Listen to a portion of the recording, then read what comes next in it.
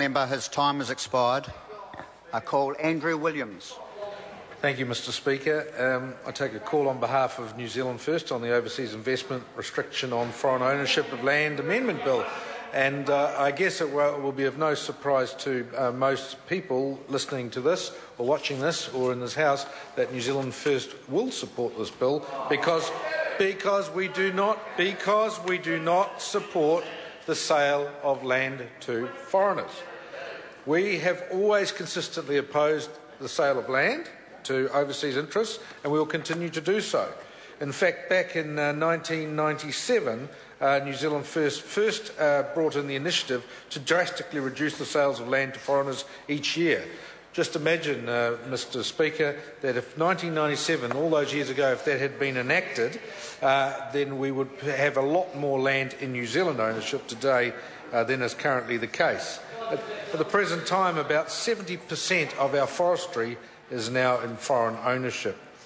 New Zealand First has always opposed the sale of land to foreigners, so this bill is very much in the New Zealand First territory.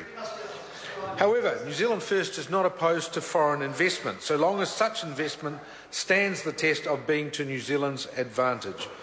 New Zealand First stands firm against asset sales to foreign interests.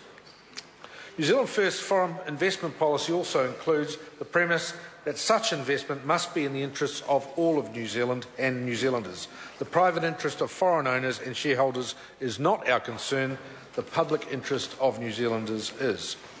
We also are in favour of rewriting the foreign investment policy framework and operational requirements as they relate to the work of the Overseas Investment Office to protect the national interest, and that's where this bill comes in line with long-held New Zealand First policy.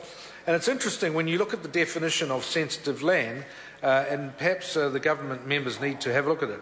It also includes things such as islands apart from land in the North and South Island, but other islands, and we're talking many sensitive islands around New Zealand's coast, the bed of lakes, the land held for conservation purposes, the foreshore and seabed, and many other sort of sensitive areas along those lines, including heritage sites and wahitapu sites and the likes. So when we're talking sensitive land, it also means that foreign interests cannot buy some of our cherished heritage and some of our very, very sensitive areas in conservation areas. Also areas that would be adjoining waterways or foreshore areas that again could be perceived as being sensitive.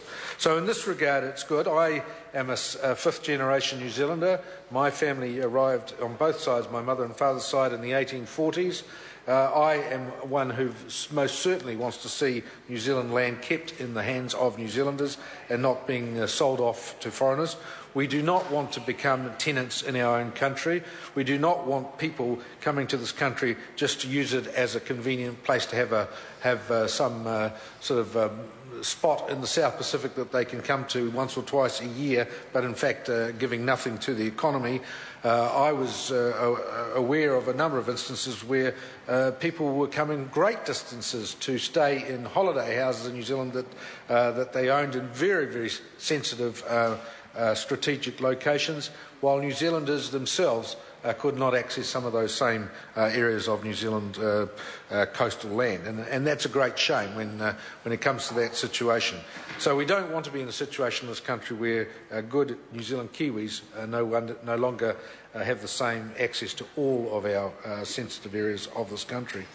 Mr Speaker, in terms of this, we certainly would hope that this will also have a flow-on effect through the asset sales.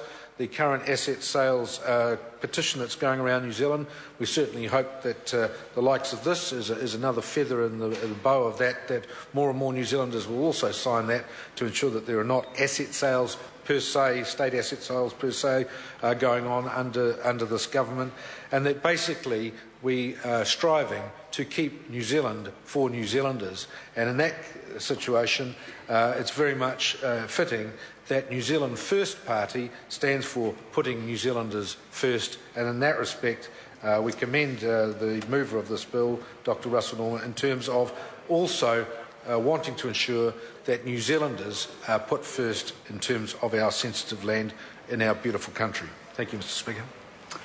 called Kanwaljit Singh Bakshi. Mr. Speaker, thank you for the opportunity.